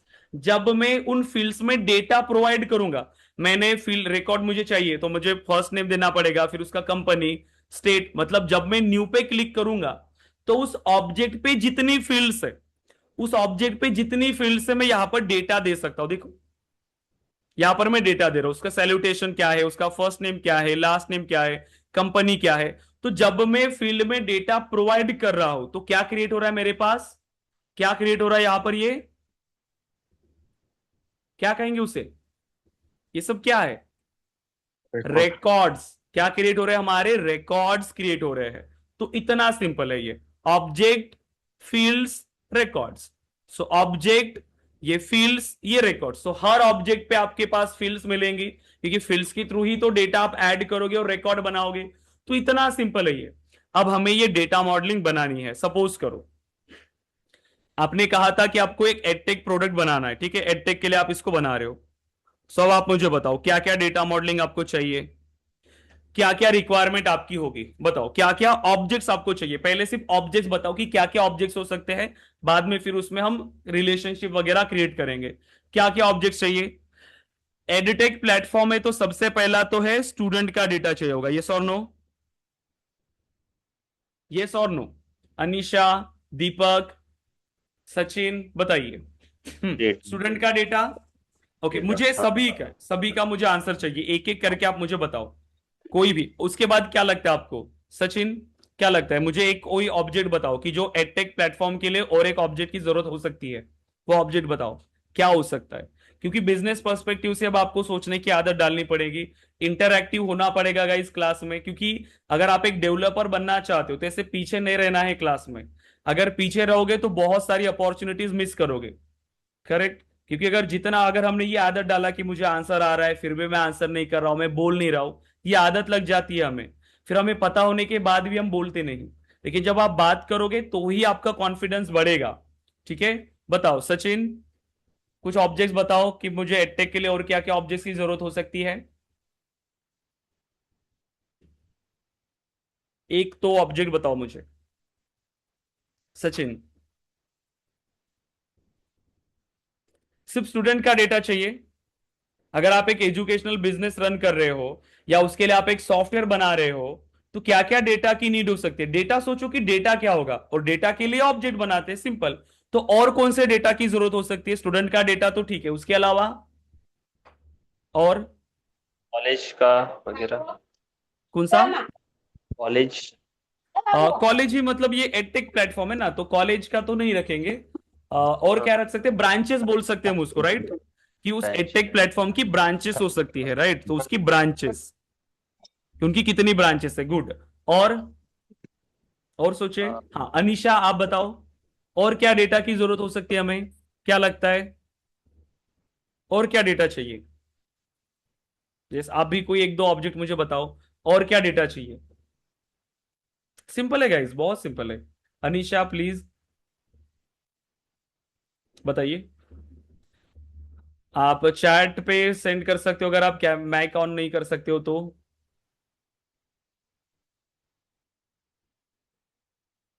Yes guys, please interactive होना पड़ेगा, हमें समझना पड़ेगा, उसको इंप्लीमेंट करना पड़ेगा। तो प्लीज बताइए अनीशा, एक ऑब्जेक्ट बताइए कोई भी एक जो हम यहां पर बना सकते हैं अगेन। ब्रांचेस हो गया पे फिर। सिंपल है ना गाइस, कोर्सेज का डेटा चाहिए रहेगा आपको, कोर्स का डेटा। यस। बिना कोर्स के फिर आप एजुकेशनल प्लेटफॉर्म है तो कुछ ना कुछ कोर्सेज भी तो आप प्रोवाइड करोगे। यस। कोर्सेज, क्लासेस, राइट, सब कुछ। तो कोर्सेज का डेटा, उसके बाद और क्या क्या डेटा चाहिए। ट्रेनर्स का डेटा हमें चाहिए, ट्रेनर का डेटा। इसके अलावा फैकल्टी का। वेबिनार्स आप रन करोगे, वेबिनार्स, वर्कशॉप जो आप प्लान करोगे, वर्कशॉप। और जो भी आपका स्टाफ होगा, नॉन टेक्निकल या टेक्निकल स्टाफ, उसका डेटा। और हम्म, यस यस, ट्राई करिए। बहुत सारी रिक्वायरमेंट होती है, बहुत सारी। जब हम इंडस्ट्री में ऐसे ही काम करते हैं तो कुछ चीजें तो हम जो बेसिक प्लान है वो तो कर लेते हैं। फिर जब हम इम्प्लीमेंट करते हैं उस टाइम पर भी हमें कुछ रेफरेंस ऑब्जेक्ट भी बनाने पड़ते हैं जो हम बैकग्राउंड में यूज करते हैं। तो बहुत सारी चीजें हमें ऐसे बनानी होती है। फिर इसमें हमें मॉडल डिजाइन करना होता है प्रॉपरली कि स्टूडेंट का कोर्सेज के साथ क्या यहाँ पर रिलेशनशिप होगा, ट्रेनर्स के साथ कैसे रिलेशनशिप होगा, वो सब हम डिजाइन करते हैं। तो ये सब हो गए हमारे ऑब्जेक्ट्स। ये सब क्या हो गए लीड्स हमारे, आएगा यहाँ पे, क्या। लीड्स ऑब्जेक्ट आएगा यहाँ पे अगर इंटरनल होगा हाँ, एप्लीकेशन। यस, लीड का भी डेटा आएगा। मतलब आप उसको नाम दे सकते हो, लीड मतलब जो हो गए पोटेंशियल स्टूडेंट्स या इंटरेस्टेड स्टूडेंट, ऐसा एक ऑब्जेक्ट बना सकते हो, राइट। फिर उन्हीं स्टूडेंट्स को आप यहां पर स्विच कर सकते हो, मतलब उन्हीं को शिफ्ट कर सकते हो स्टूडेंट ऑब्जेक्ट के अंदर कोर्सेज के साथ। या फिर सिर्फ स्टूडेंट का ही डेटा आप बना लो, स्टूडेंट के ही रिकॉर्ड में वो सारी चीजें रख लो, स्टूडेंट को ही मैनेज करते जाओ। क्योंकि जब स्टूडेंट आएगा तो वो किसी पर्टिकुलर ट्रेनिंग के लिए या किसी कोर्स के लिए एनरोल करेगा। जिन्होंने एनरोल नहीं किया फिर उस स्टूडेंट का डेटा आपके पास नहीं होगा, आप उसको डिलीट कर सकते हो या कहीं और आप शिफ्ट कर सकते हो। तो ऐसे भी आप बना सकते हो इंटरेस्टेड स्टूडेंट का। करेक्ट। क्लियर है गाइस कि सब कुछ सारी इंफॉर्मेशन हम यहां पर यूज करते हैं। क्लियर है। अब देखो, अब हमने जैसे ये ऑब्जेक्ट डिसाइड किए तो वन बाय वन हमें ये ऑब्जेक्ट बनाने पड़ेंगे। फिर उन ऑब्जेक्ट्स को कैसे मैनेज करना है, जैसे स्टूडेंट का रिकॉर्ड आने के बाद फिर क्या क्या इंफॉर्मेशन चाहिए मुझे स्टूडेंट की, ठीक है। फिर उसके बाद उसका फ्लो कैसे होना चाहिए कि स्टूडेंट का रिकॉर्ड आया, जैसे उसने किसी कोर्स को एनरोल किया, उसको ऑटोमेटिकली ईमेल जाना चाहिए, उनका बिल जाना चाहिए पेमेंट का, ये सब कुछ वो हमें इंप्लीमेंट करके देना है। तो सबसे पहला टास्क अभी आपका, आपको स्टूडेंट ऑब्जेक्ट बनाना है सेल्सफोर्स के अंदर। ओके, ऑब्जेक्ट बनाने के बाद इसमें डेटा भी तो स्टोर करना है, तो डेटा बनाने के लिए क्या चाहिए होंगे आपके पास, फील्ड्स। तो क्या क्या फील्ड्स आपको चाहिए स्टूडेंट के लिए, स्टूडेंट का फर्स्ट नेम चाहिए होगा, यस। उसके बाद एजुकेशन, राइट, लास्ट नेम, उसका एजुकेशन, उसका फोन नंबर, ऐसे। करेक्ट, तो बहुत सारे फील्ड हम इसको बनाएंगे, जस्ट एक एग्जांपल ले रहे हैं। तो पहला टास्क, एक ऑब्जेक्ट आज हम बना लेते हैं ताकि कल आप एक ऑब्जेक्ट बना लेना, ठीक है। सो देखो, सबसे पहले आपको यहां पर आना है सेल्सफोर्स के अंदर, कितना इजी है देख लो। गियर आइकन पे क्लिक करोगे, सेटअप पे क्लिक करो, ठीक है। सेटअप पे क्लिक करने के बाद ये बहुत इजी है। जैसे आप फेसबुक यूज करते हो ना, इंस्टाग्राम यूज करते हो, लिंक्डइन यूज करते हो, तो पहले आपको पता नहीं था कि कैसे पोस्ट करना है, कैसे कमेंट करना है, कैसे प्रोफाइल में चेंजेस करने हैं। बट आज आप कर पा रहे हो, क्यों? क्योंकि दिन भर आप उस पर टाइम स्पेंड कर रहे हो, तो वो क्लिक्स आपको याद होगी, वो पता है कि वो सभी ऑप्शंस कहाँ है। वैसे ही सेल्सफोर्स इतना सिंपल टूल है, जितना आप, अगर आप इसने टाइम दे दिया, अभी 2-3 दिन में जैसे आप जाओगे ना, तो सब कुछ ये ऑप्शन आपको पता चलेंगे, कौन सा ऑप्शन कहाँ है, सब कुछ। तो सेटअप पे गए, फिर वहां से आपने क्या किया, सेटअप, गियर आइकन पे क्लिक किया, सेटअप पे क्लिक किया, इस पेज पे आए, यहां पर ऑप्शन है ऑब्जेक्ट मैनेजर का, तो ऑब्जेक्ट मैनेजर पे क्लिक किया।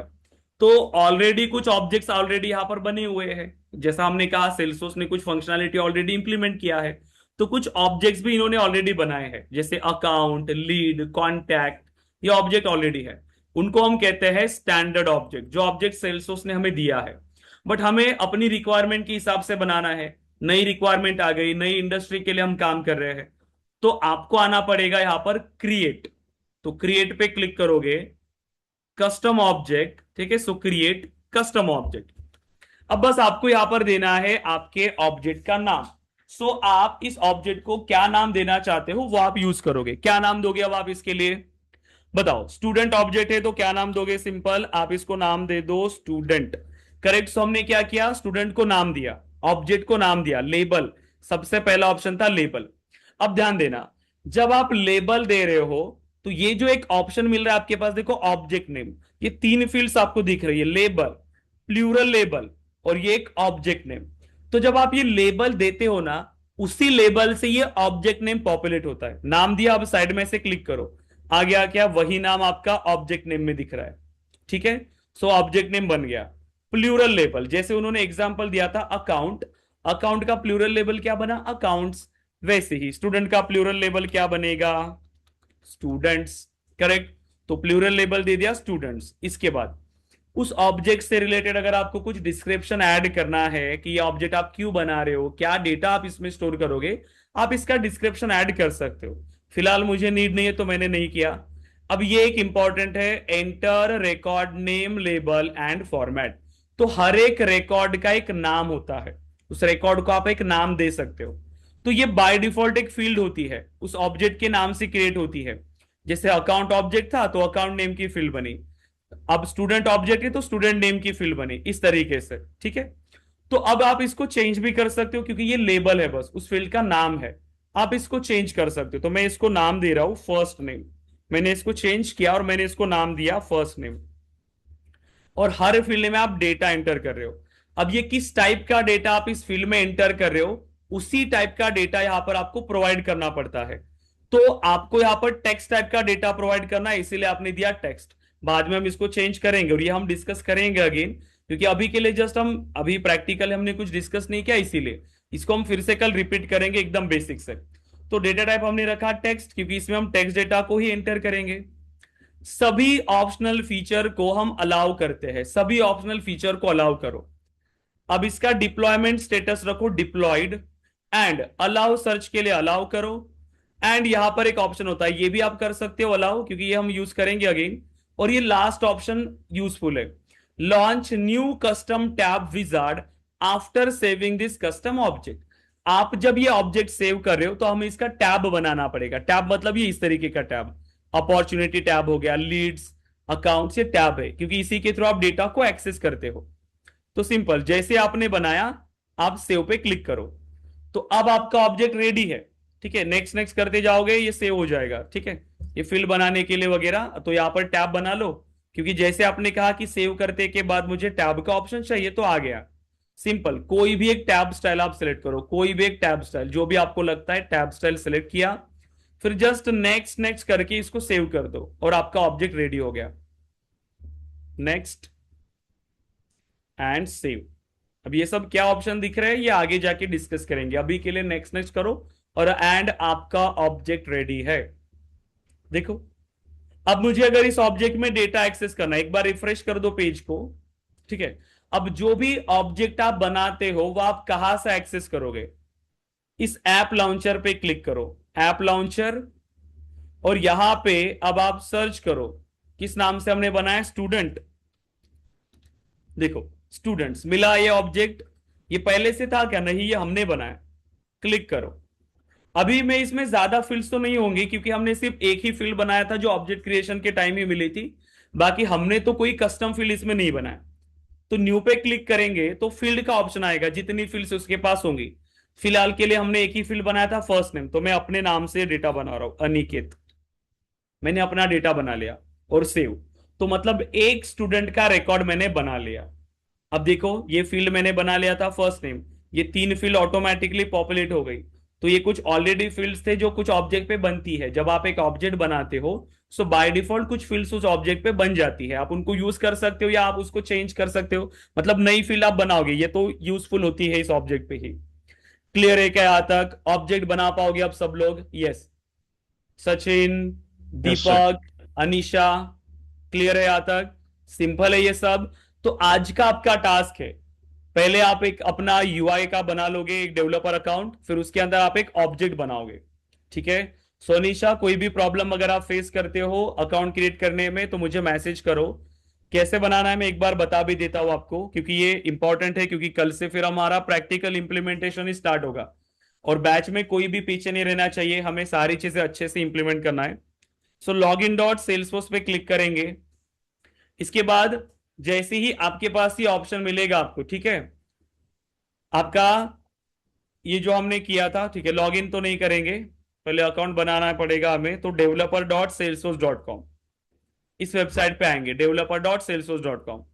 ब्राउज ट्रायल्स, ब्राउज ट्रायल्स पे आने के बाद get a developer edition, and अब आपके पास ये पेज आ जाएगा जहां से आप ये अकाउंट बना रहे हो। सिंपल, ये मैं फिर से लिंक शेयर कर रहा हूं आपको चैट पे, आप इसको कॉपी कर लो या फिर मैं ग्रुप पे आपको शेयर कर दूंगा। ठीक है, ग्रुप पे तो अभी पॉसिबल नहीं होगा, नया ग्रुप बनेगा उसी में। अब जो नई अपडेट्स आएंगी वो आपको नए ग्रुप में ही शेयर करना है। ठीक है, यहाँ पर first name, last name, job title, developer add करो, company name case of education, आपका वर्किंग ईमेल एड्रेस आप यहाँ पर ऐड करो, ताकि इसी पे आपको वेरिफिकेशन ईमेल आएगा। फिर इसको क्लिक करके जस्ट आपको एक का पासवर्ड जनरेट करना और सिंपल हो गया। इसको आई एग्री पे क्लिक कर लेना और sign me up. Okay, done. Okay, so अभी क्लियर है यहां तक गाइस? सो अभी की हमने तीनों सेशंस यहां पर कंप्लीट कर लिया है एंड आई होप कि आप ये सभी सेशंस आपको समझ में आए होंगे जो भी हमने ट्रेनिंग में डिस्कस किया, क्योंकि हमने बेसिक से डिस्कस किया है गाइस कि क्या क्या हम इस ट्रेनिंग के अंदर डिस्कस करेंगे। और अभी ये सेशन अटेंड करने के बाद आपको समझ में आया होगा कि हम किस तरीके से यहाँ पर पढ़ाने वाले हैं। ठीक है, किस तरीके से हमारा फ्लो जाएगा, राइट? तो बस जैसे हमने ये सेशंस लिए हैं आगे की सेशन भी वैसे ही जाएंगे। ये कंटिन्यू में सेशन होते हैं तो कल भी हमारा सेशन होगा, करेक्ट? तो बस आपको अच्छे से प्रॉपरली इसको स्टार्ट करना है और आप यहां पर सेल्सफोर्स डेवलपर बन के ही निकलोगे। ठीक है, सेल्सफोर्स डेवलपर। और जब तक आप कोई एक्शन नहीं लोगे, जब तक आप इसको स्टार्ट नहीं करोगे, तब तक कोई चेंज नहीं होने वाला।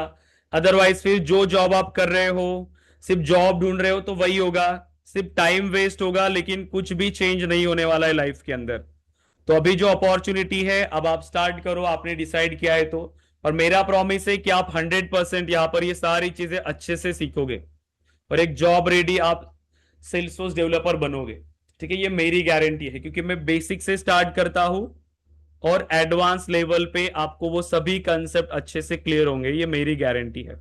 ठीक है, सो बस प्रॉपरली आपको भी अपना 100% देना है गाइस, अच्छे से इसको इंप्लीमेंट करना है, और आगे की जर्नी में हम एज अ टीम यहाँ पर काम करेंगे। इसीलिए हम बैच में ज्यादा स्टूडेंट्स नहीं होंगे, 5 स्टूडेंट्स होंगे एक बैच के अंदर, ताकि हम अच्छे से इंटरेक्ट कर पाए। सबको साथ लेके चलना है, ऐसा नहीं कि बस हम आ गए पढ़ा लिया और हो गया, आपको फिर समझ में आए या ना आए, ऐसा नहीं। सभी ने हर एक टास्क को अच्छे से इंप्लीमेंट करना है, प्रैक्टिस करना है, क्योंकि इंडस्ट्री में रिक्वायरमेंट है स्किल्ड डेवलपर्स की, और जो स्किल्ड डेवलपर है ना, कंपनी खुद आपके अपने कैंडिडेट को कहीं बाहर नहीं जाने देती। जब आप रिजिग्नेशन डालोगे कंपनी में, खुद कंपनी आपको काउंटर ऑफर देगी। बहुत सारे स्टूडेंट के साथ ऐसा हुआ है। ठीक है, हमने भी ये सारी चीजें किया हुआ है कंपनीज के अंदर, करेक्ट। क्योंकि जब आपकी वैल्यू होती है कंपनी के अंदर, तो कंपनी खुद ये अफोर्ड नहीं करती कि आप वहां से चले जाओ, राइट। तो वो चाहती है कि आप उन्हीं के साथ काम करो। कंपनी खुद जितना पैकेज आपको मिल रहा है बाहर में जाने के लिए, उतना ही पैकेज या उससे ज्यादा पैकेज आपको खुद की कंपनी ऑफर करती है, ताकि आप उन्हीं के साथ काम करो। बट कब? जब आपके पास ये स्किल्स होंगी। तो जब स्किल्स है ना, तो पैकेज आपके हाथ में है। तो ये पैकेज आपके हाथ में है कि आप कितना चाहते हो, क्योंकि स्टार्टिंग का पैकेज जैसे 3.5 LPA या 4 LPA या 5 LPA से स्टार्ट हो रहा है। बट एक्सपीरियंस लेवल के लिए कोई लिमिटेशंस नहीं है। हमारे पास 10 लाख का भी पैकेज गया है एक्सपीरियंस लेवल पे, और मैक्स गया है 18 लाख। सेल्स फोर्स में हमारे पास जो स्टूडेंट्स है वो सेल्स फोर्स में भी काम कर रहे हैं as a Salesforce developer. ठीक है, तो ये चीजें है। तो वो कॉन्फिडेंस आपको आता है जब आपके पास ये प्रॉपर स्किल्स होंगी। बस वही है गाइस कि ये सब आपको चाहिए, तो आपको स्टार्ट करना पड़ेगा, प्रैक्टिस करना पड़ेगा अच्छे से। और आज से ही हमारी ये ट्रेनिंग स्टार्ट हुई है, 3 दिन हो चुके हैं। उसका रिकॉर्डेड सेशन आपको मिलेगा, नोट्स आपको मिलेंगे। आज टाइम टेबल बना लो अच्छे से, और अपनी ट्रेनिंग को स्टार्ट करो। ओके, सो कोई क्वेश्चन है आपको ट्रेनिंग से रिलेटेड? ओके, जैसे अगर मैं बताऊं कि आपकी 5 मंथ्स की ट्रेनिंग होने वाली है, फिर से एक बार मैं बता रहा हूं, 5 मंथ्स की ट्रेनिंग है। 20,000 फीस है ट्रेनिंग का, जो भी वन टाइम में पे करने की जरूरत नहीं है। अभी आप 10,000 पे करोगे, नेक्स्ट मंथ 5,000, एंड उसके नेक्स्ट मंथ आप 5,000 पे कर सकते हो। तो ये फ्लेक्सिबिलिटी का ऑप्शन भी आपके पास है, EMI का। कोई एक्स्ट्रा फीस नहीं इसके अलावा। और जब तक आपका प्लेसमेंट नहीं होता, तब तक आपको अनलिमिटेड ट्रेनिंग मिलती है, अनलिमिटेड ट्रेनिंग। तो फिर यहां पर ऐसा कभी होगा ही नहीं कि आप बिना सीखे यहां से निकल रहे हो, क्योंकि अभी आपने ये 8 बजे की बैच ज्वाइन किया है। फ्यूचर में फिर जब दूसरी बैच स्टार्ट होगी 9 AM, तो ये भी कंटिन्यू रखो, रिवीजन के लिए ये भी बैच ज्वाइन करो, कोई दिक्कत नहीं है। हम तो यही चाहते कि आप ज्यादा टाइम दो, ज्यादा प्रिपेयर करो अच्छे से। और एडमिशन प्रोसेस बहुत सिंपल है, आपको क्या करना है, सिंपल। तो ये मेरा नंबर है,